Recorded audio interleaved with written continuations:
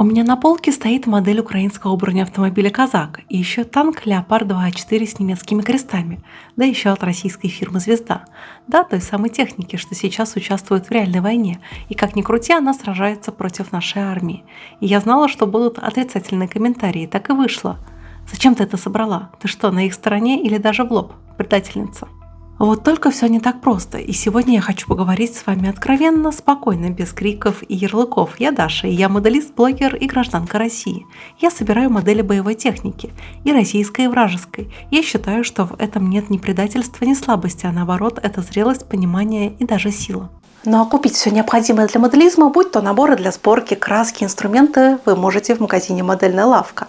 Там регулярно появляются новинки от «Звезды», от АВД, от других мировых производителей. Для первого заказа действует промокод, который вы видите на экране. Он дает вам скидку в 500 рублей. Но если вы бывалый пользователь лавки, то есть промокод Даши, он дает вам скидку в 10%. Так что ссылка на магазин в описании. Переходи, там и все действующие промокоды. Поехали! Потому что моделизм – это не про склеить и покрасить, это про знание, про историю, про внимание к деталям, а самое главное – про честный взгляд на реальность. Когда я собираю модель, я не просто работаю с пластиком. Я воссоздаю фрагмент времени, реконструирую инженерную мысль, погружаюсь в логику, с которой эта машина была придумана. А если мы собираем только наши танки, закрывая глаза на все остальное, мы подменяем реальность удобной фантазией. История не работает в одну сторону. Невозможно понять Курскую дугу, если ты собираешь только Т-34. Нельзя рассказывать о боях 1944 года, не упомянув Пантеру или Штук. Современную войну тоже невозможно представить честно, если ты игнорируешь Леопард, Мардер, Брэдли, Казак или же Хаймарс. И как бы это неприятно ни звучало, они часть этой войны, а значит, часть истории. Я не романтизирую врага, но я его уважаю, потому что он силен, особенно когда буквально в паре улиц от меня, практически в центре Москвы, влетел дрон в новостройку. Потому что его техника не жестянка, а результат серьезной работы, конструкторской мысли, вложений и аналитики.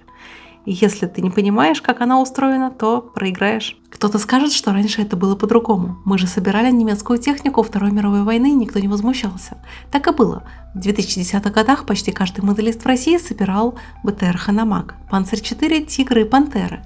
Потому что они были технически интересны, потому что они были красивыми, потому что в них была логика, немецкая, четкая, пугающая, рациональная и одновременно магическая, тот самый тевтонский гений.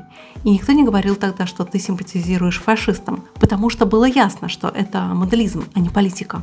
Ну а больше моих фото и видео вне моделизма вы можете найти на моей страничке на Бусти. Там вы также сможете поддержать мою деятельность и попасть в титры к видео. Ссылочка на Бусти есть в описании к видео, так что тоже рекомендую подписаться еще и на мой телеграм. Там оперативно выходит информация о моих новых видео на канале Даша Models и Даша Техник. Ссылочка на телеграм есть тоже в описании. Но как только техника становится современной, актуальной, болезненной, включается паника. Люди начинают бояться, что если мы покажем врага не как тупого карикатурного злодея, а как умного технологического противника, тем самым мы его признаем. Но знаете, что страшнее не признать, а недооценить? Умный патриот – это не тот, кто машет флагом, а тот, кто умеет анализировать, смотреть в лицо врагу и говорить «я знаю, с кем имею дело», не преувеличивая и не принижая. В Библии есть великая история Давида и Голиафа, мальчик и великан, и все запомнили, Давид победил с прощой. Но почти никто не вспоминает, что он изучил Голиафа. Он знал, что тот тяжелый, неповоротливый, медленный. Он знал, куда целиться. Победил не слепо, не от отчаяния, а победил за счет знания. Побеждает не тот, кто орет «мы сильнее», а тот, кто видит врага полностью, в том числе и в деталях техники. Я, когда собирала «Леопард», я изучала не просто форму башни. Я смотрела на компоновку, на экраны, на ходовую часть. И я думала, почему они так сделали? Почему у них башня именно такой геометрии? Почему он крупнее Т-72 или Т-80? Почему в «Казаке» выбраны такие углы бронирования? И что это говорит о военной философии противника? Ведь техника – это не просто железо, это проявление мышления, это то, как они воюют, как думают, как живут, а моделист – это тот, кто умеет это расшифровать. Не с позиции «хорошо-плохо», а с позиции «как они устроены». Осуждение моделистов за такие сборки – это на самом деле страх. И люди боятся сложного, боятся думать, боятся того, что враг может быть умным, сильным, пугающе продуманным. Но ведь это правда. И как говорил Суворов, каждый недооцененный враг – это потенциальное поражение.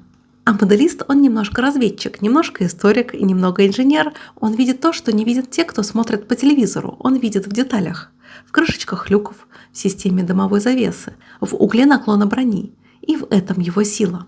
Настоящий патриотизм не в том, чтобы отвернуться от врага, а в том, чтобы знать его лучше него самого. Адольф Розенберг, один из главных идеологов нацизма, автор идеи Холокоста, чуть ли не наизусть знал Тору и Талмуд, и его познания в иудаизме превосходили знания многих раввинов.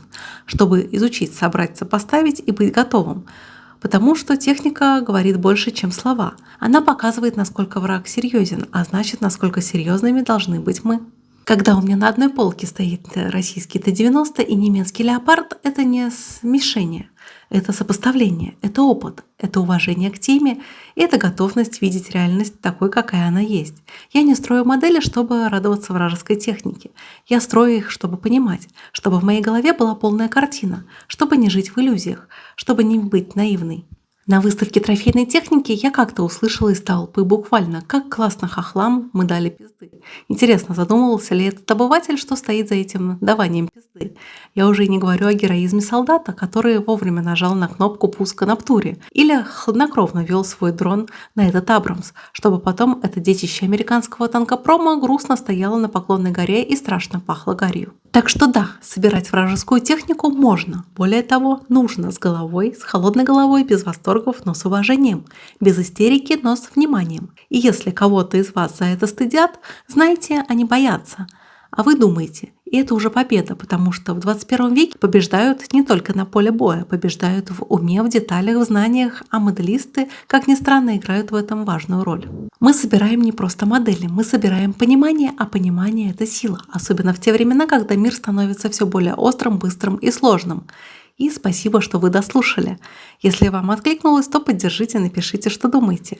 Поделитесь с теми, кто еще боится думать шире. И помните, моделизм – это не просто хобби, это наш способ смотреть в глаза реальности и быть к ней готовыми до мелочей.